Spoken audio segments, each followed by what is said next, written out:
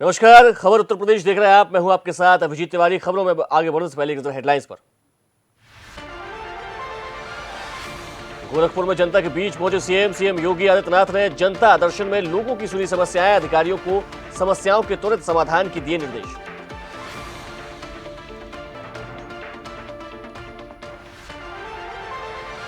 प्रयागराज में श्रद्धालुओं ने त्रिवेणी संगम में लगाई पवित्र डुबकी। महाकुंभ 2025 के दौरान प्रयागराज के त्रिवेणी संगम पर लाखों श्रद्धालुओं की भीड़। भक्तों ने गंगा, यमुना और अदृश्य सरस्वती नदियों में के संगम में किया आस्था का अनुभव।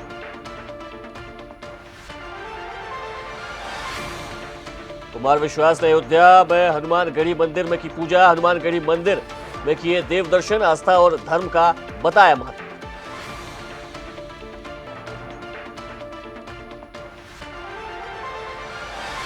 प्रयागराज एयरपोर्ट पर सुरक्षा व्यवस्था कड़ी। प्रयागराज एयरपोर्ट पर महाकुंभ के दौरान सुरक्षा व्यवस्था के पुख्ता इंतजाम। एयरपोर्ट सुरक्षा के लिए भारी पुलिस बल तैनात।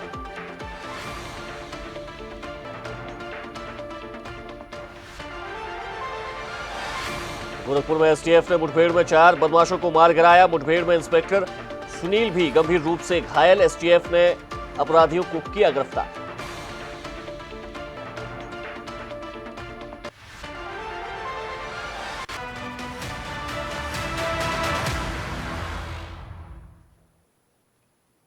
चलिए शुरुआत करते खबरों की। मुख्यमंत्री योगी आदित्यनाथ ने गोरखपुर स्थित गोरखनाथ मंदिर के गौशाला में गाय के बछड़ों को चारा खिलाया। यह कार्यक्रम धार्मिक और सांस्कृतिक महत्व को दर्शाता है, जहां मुख्यमंत्री ने गायों के प्रति सम्मान और उनके संरक्षण के प्रति अपनी प्रतिबद्धता को व्यक्त किया। इस अवसर पर उन्होंने कहा कि गाय हमारी संस्कृति का अभिन्न हिस्सा है और उनके संरक्षण से न केवल पर्यावरण को लाभ मिलता है, बल्कि समाज में भी धार्मिक और सांस्कृतिक समरसता बनी रहती है। सीएम योगी आदित्यनाथ ने गौ माता की सेवा को हमेशा प्राथमिकता दी है और इसे धार्मिक कर्तव्य के रूप में निभाया है।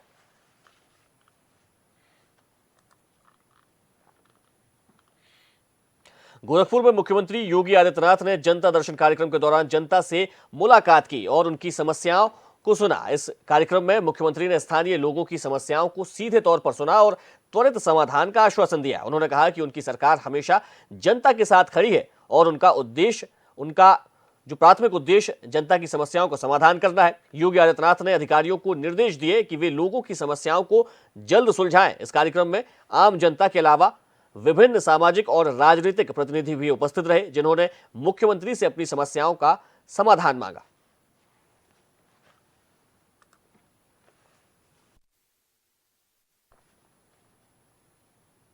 उत्तर प्रदेश के उप मुख्यमंत्री केशव प्रसाद मौर्य ने वाराणसी में मीडिया से बात करते हुए कहा कि अखिलेश यादव यह देखकर जलते हैं कि इतनी बड़ी संख्या में लोग महाकुंभ में आ रहे हैं।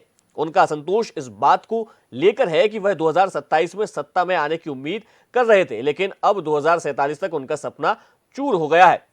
मौर्य ने कहा कि प्रदेश की जनता ने विकास और परिवर्तन के लिए भाजपा को चुना है और अखिलेश यादव को यह बात हजम नहीं हो रही है। उन्होंने यह भी कहा कि समाजवादी पार्टी अब जनता में अपनी पकड़ खो चुकी है और आगामी चुनावों में भाजपा और योगी आदित्यनाथ की सरकार की बढ़त बनी रहेगी।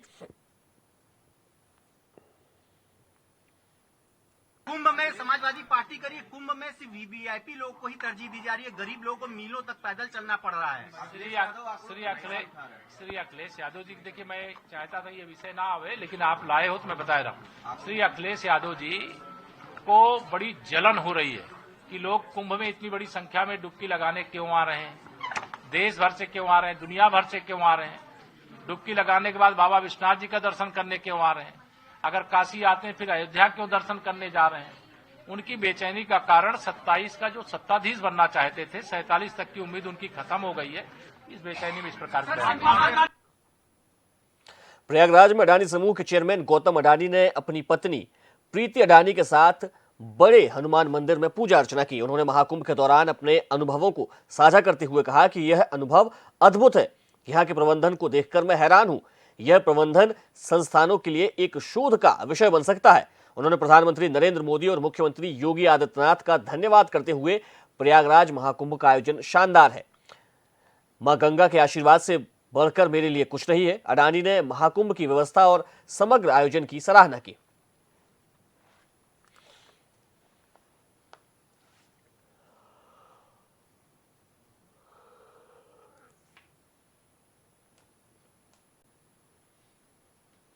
नहीं, आज मैं यहाँ प्रयागराज की भूमि में आया हूँ। एक बहुत अद्भुत अनुभव हुआ। मैंने भी ऐसा सोचा नहीं था। जो यहाँ आके जो अनुभव मिला है वो आम और नहीं है। नहीं, आप एक देखो तो यहाँ की जो व्यवस्था और भव्यता जो बनाई हुई है, तो मैं सच्चे दिल से प्रधानमंत्री नरेंद्र मोदी जी और मुख्यमंत्री योगी जी,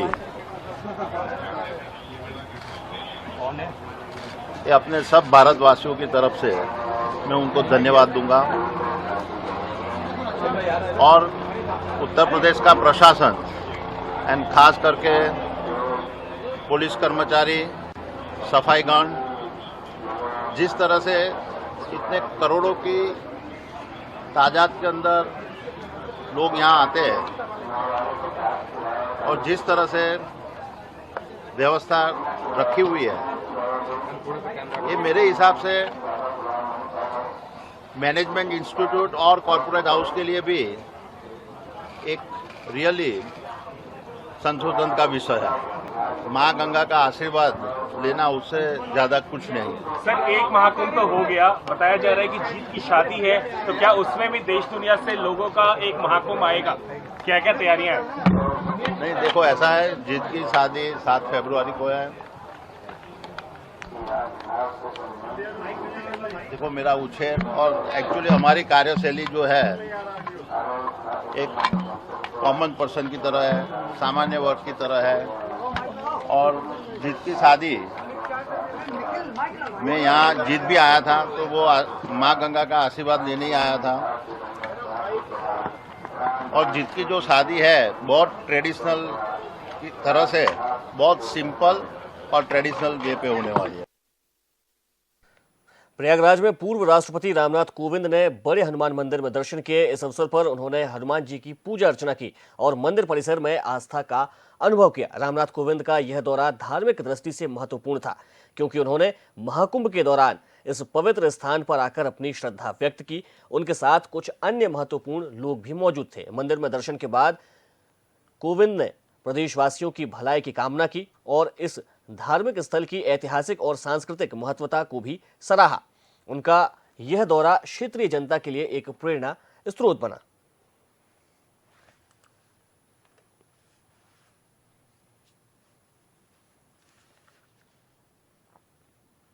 प्रयागराज में महाकुंभ 2025 के दौरान कवि कुमार विश्वास ने अपनी भावनाओं को व्यक्त करते हुए कहा कि 144 वर्षों में यह संयोग जुड़ा है। यह हमारे लिए परम सौभाग्य की बात है। उन्होंने गंगा के किनारे खड़े होकर कहा कि यह स्थान तपस्वी राम के चरणों से जुड़ा हुआ है और हम अपने लोक के स्वीकार तक पहुंचे हैं। मां गंगा ने हमारा प्रणाम स्वीकार किया है, यह एक बड़ी बात है। कुमार विश्वास ने महाकुंभ के महत्व को बताते हुए कहा कि यह एक ऐतिहासिक अवसर है और उन्होंने स्नान के लिए जाने की भी बात कही ताकि गंगा की पवित्रता का अनुभव कर सकें।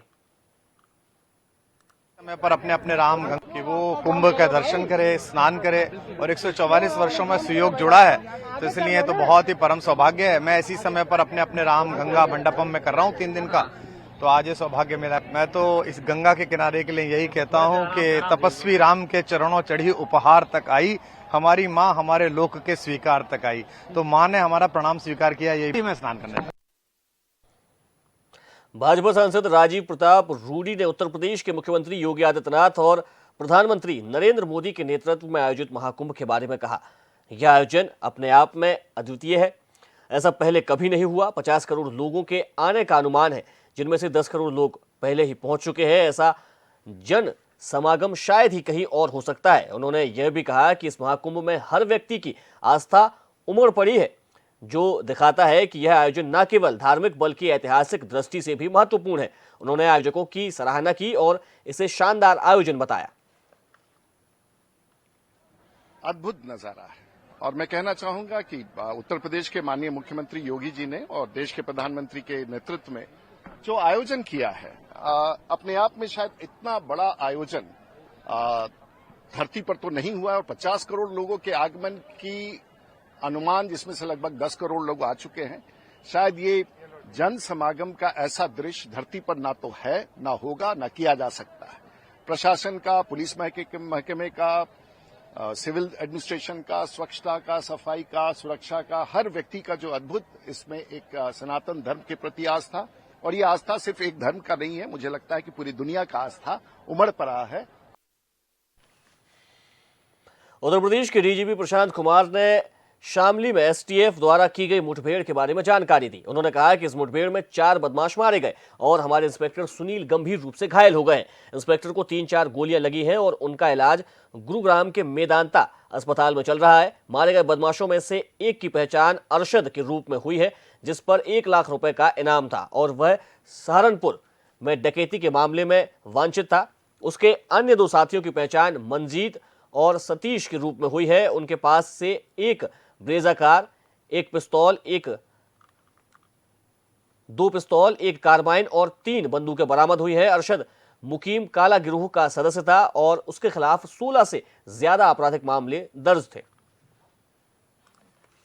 इंस्पेक्टर सुनील की प्राथमिक उपचार पहले जिला करनाल और उसके बाद से मेदांता गुड़गांव में कराया जा रहा है और उसको 3 या 4 गोलियां लगी हैं और वो गंभीर स्थिति में है। इसके लिए हमारी टीमें लगातार लगी हैं। मारे हुए बदमाशों में से एक की पहचान अरशद के रूप में हुई है और इस पे 1 लाख का इनाम था और ये 29 नवंबर को बेहट थाना जो कि सहारनपुर जनपद में है, वहां एक रॉबरी में वांछित चल रहा था और इस पे एडीजी मेरठ के द्वारा 1 लाख का इनाम था। इसके अन्य 2 साथियों की पहचान मंजीत और सतीश के रूप में हुई है। मारे गए बदमाशों के पास से 1 ब्रेजा कार, 2 पिस्टल, 1 कार्बाइन तथा 3 तमंचे भी बरामद हुए हैं। अरशद मुकीम काला गैंग का सक्रिय सदस्य है। मुकीम काला पहले ही मर चुका है और इस पे 16 से ज्यादा मुकदमे अरशद पे हैं, जिसमें से 5 हत्या के हैं और अभी जून 2024 में ये छूट कर आया है और पुनः एक्टिव होकर अपना गैंग बनाकर इस तरह की कार्रवाइयां हरियाणा तथा यूपी के नेबरिंग इलाकों में लगातार कर। प्रयागराज में एयरपोर्ट सुरक्षा के सीईओ मनीष कुमार ने महाकुंभ के मद्देनजर सुरक्षा व्यवस्था को लेकर जानकारी दी। उन्होंने कहा कि महाकुंभ शुरू हो गया है और यात्रियों की सुरक्षा सुनिश्चित करने के लिए एयरपोर्ट पर भारी संख्या में पुलिस बल तैनात किया गया है। हम QRT के साथ पैदल गश्त भी कर रहे हैं ताकि किसी भी संदिग्ध गतिविधि पर नजर रखी जा सके। उन्होंने बताया कि 26 जनवरी और महाकुंभ के आयोजन को देखते हुए वाहनों की चेकिंग भी की जा रही है। यह कदम सुरक्षा को मजबूत करने और किसी भी संभावित खतरे से निपटने के लिए उठाए गए हैं। मनीष कुमार ने यह भी कहा कि सुरक्षा की दृष्टि से यह कदम आवश्यक है ताकि श्रद्धालुओं और यात्री बिना किसी चिंता की यात्रा कर सके। मॉनिटरिंग की जा रही है, क्या कुछ कहेंगे, किस तरह के सिक्योरिटी अरेंजमेंट्स किए गए हैं? जैसा आपको पता है कि महाकुंभ प्रारंभ हो चुका है और यात्रियों की सुरक्षा, सभी की सुरक्षा के दृष्टिगत जो है एयरपोर्ट पे भारी मात्रा में पुलिस बल तैनात किया गया है। नियतन से भी ज्यादा शासन द्वारा यहाँ उपलब्ध कराया गया फोर्स है। इसी को लेकर अभी हम लोग QRT के साथ पैदल गश्त किए हैं कि लोगों में सुरक्षा की भावना पैदा हो और सभी प्रकार के यात्रियों का, चाहे दिन में हो चाहे रात में हो, हम लोग सुरक्षा मुहैया करा रहे हैं। एक बड़ा अहम सवाल है, जिस तरह से लोगों की संख्या में वृद्धि हुई है, एयरपोर्ट पे आने वाले लोगों की संख्या में वृद्धि हुई है, किस संख्या में पुलिस क्वांटिटी बढ़ाई गई है, लोगों को बढ़ाया गया है और कितने मतलब गश्त चल रही है, किस तरह से चेकिंग व्यवस्थाएं की जा रही है, क्योंकि आने जाने वाले यात्रियों की भी चेकिंग वगैरह बाहर भी की जा रही है, अंदर भी की जा रही है। अभी 26 जनवरी भी है, महाकुंभ भी चल रहा है, एक अलर्ट जारी हुआ है, तो हम लोग एंट्री गेट पे गाड़ियों का जो है लगातार हम लोग जो है चेकिंग कर रहे हैं। संदिग्ध बिना नंबर की गाड़ियां या ब्लैक शीशे वाली गाड़ियां, इनके भी हम लोग मॉनिटरिंग कर रहे हैं कि कोई ऐसा अनवांटेड व्यक्ति यहाँ पार्क ना करे गाड़ी। और यात्रियों की तो सुरक्षा तो गेट पे हो रही है, लेकिन गाड़ी जो है बिना नंबर के या बाहर के, वो हम यहाँ पे कंटिन्यू चेकिंग कर रहे हैं विशेष रूप से।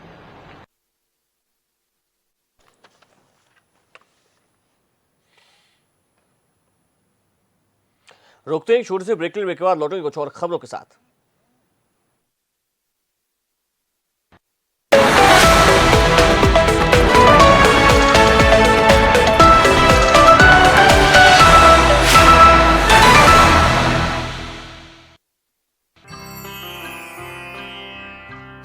यशस्वी प्रधानमंत्री नरेंद्र मोदी जी के मार्गदर्शन एवं माननीय मुख्यमंत्री योगी आदित्यनाथ के कुशल नेतृत्व में महाकुंभ 2025 में सनातन पताका लहराने के लिए तैयार है उत्तर प्रदेश। उच्च कोटि के प्रबंधन वाले मानवता के इस अमूर्त धरोहर से साधु संतों के साथ ही कल्पवासी भी पुण्य के भागी बनेंगे। कल्पवास अर्थात एक माह तक संगम तट पर डेरा डालकर वेदों का अध्ययन और ध्यान पूजा, जो पौष मास के 11वें दिन से प्रारंभ होकर माघ माह के 12वें दिन तक चलती है। श्वेत व पीतांबरधारी कल्पवासियों के दर्शन, संगम में डुबकी और पूज्य साधु संतों के आशीर्वाद का पुण्य प्रसाद प्रयागराज महाकुंभ में बंट रहा हो तो चहुं ओर एक ही जयकार गुंजायमान है। सनातन गर्व महाकुंभ पर्व, महाकुंभ 2025 प्रयागराज। ग्रहों की चाल का आपके जीवन पर क्या असर? भाग्य को मजबूत करने कौन से करें उपाय? आपका भाग्य कितना देगा आपका साथ? राशियों के हिसाब से जानिए अपना कर्म फल। धर्म और ज्योतिष में जानेंगे सप्ताह का पंचांग। ज्योतिष के माध्यम से जानिए सफलता का मंत्र। ज्योतिष आचार्य पंडित विष्णु राजौरिया बताएंगे आपका राशिफल। DNN पर देखें धर्म और ज्योतिष। यशस्वी प्रधानमंत्री नरेंद्र मोदी जी के विजन के अनुरूप माननीय मुख्यमंत्री योगी आदित्यनाथ के प्रगतिशील नेतृत्व में अविस्मरणीय यादों के साथ संपन्न हुआ प्रयागराज कुंभ 2019 जैसा कीर्तिमान बनाने के लिए महाकुंभ 2025 के सफल आयोजन को तैयार है कर्म योगी सरकार। स्वच्छ महाकुंभ, हरित महाकुंभ के अनुरूप पौधरोपण, पार्कों का जीर्णोद्धार एवं सौंदर्यकरण के विभिन्न कार्यों से पर्यटकों को होगी विशेष अनुभूति। कूड़ा प्रबंधन और पॉलीथीन फ्री महाकुंभ के लिए बनाई गई है विशेष कार्य योजना। श्रद्धालुओं की सुविधा के लिए 1,50,000 शौचालय का कराया जा रहा है निर्माण। सौंदर्यकरण और मेला थीमेटिक लाइटिंग के कार्यों से कुंभ नगरी प्रयागराज को मिला है नव्य स्वरूप। महाकुंभ 2025 में अमृत स्नान का पुण्य कमाने आओ चलें महाकुंभ। सनातन गर्व महाकुंभ पर्व, महाकुंभ 2025 प्रयागराज।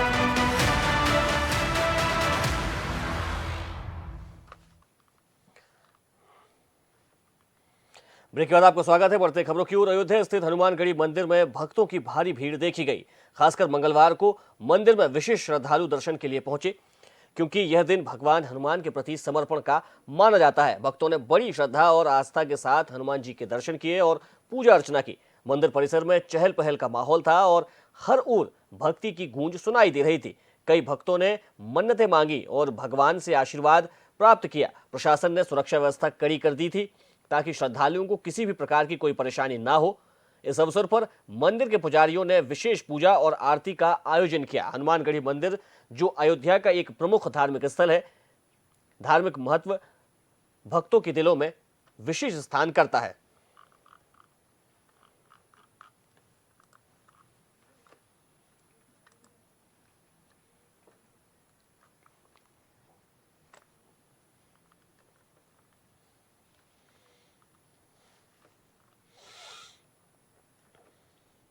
उत्तर प्रदेश के प्रयागराज में श्रद्धालुओं ने त्रिवेणी संगम के घाट पर पवित्र डुबकी लगाई। यह दृश्य महाकुंभ के दौरान देखा गया, जब लाखों लोग गंगा, यमुना और अदृश्य सरस्वती नदियों के संगम में स्नान करने के लिए एकत्रित हुए। श्रद्धालुओं का मानना है कि त्रिवेणी संगम में डुबकी लगाने से उनके सारे पाप धुल जाते हैं और जीवन में शुभता आती है। इस धार्मिक अवसर पर श्रद्धालु विभिन्न पूजा और अनुष्ठानों में भी भाग लेते हैं। संगम के घाट पर भक्तों की भारी भीड़ और धार्मिक उल्लास का माहौल था, जो इस अवसर की महिमा को और भी बढ़ा रहा था।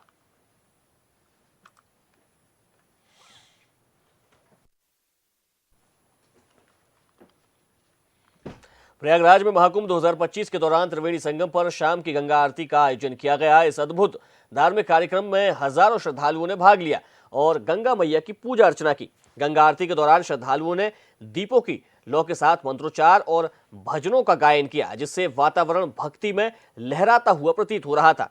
यह दृश्य अत्यंत पवित्र और प्रेरणादायक था। गंगा आरती का आयोजन त्रिवेणी संगम के घाट पर हुआ, जहां लाखों लोग भगवान गंगा के आशीर्वाद के लिए एकत्रित हुए थे। आरती के दौरान भक्तों ने अपनी श्रद्धा एवं आस्था गंगा में समर्पित किया और इस धार्मिक आयोजन ने महाकुंभ के महत्व को और भी बढ़ा दिया और श्रद्धालुओं के लिए एक यादगार अनुभव बना।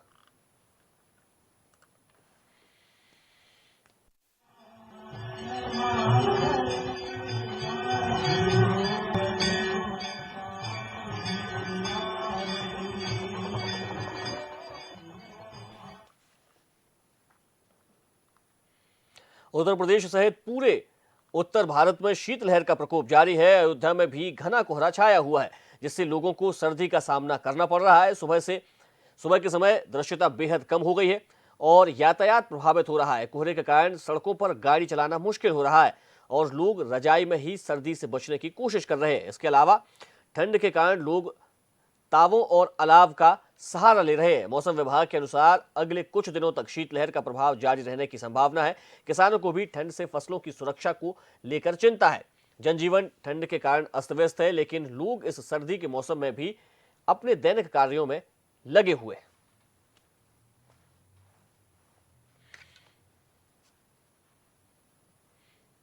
खबर उत्तर प्रदेश में फिलहाल इतना ही। मुझे दीजिए इजाजत। देखते रहिए डीएनए न्यूज। नमस्कार।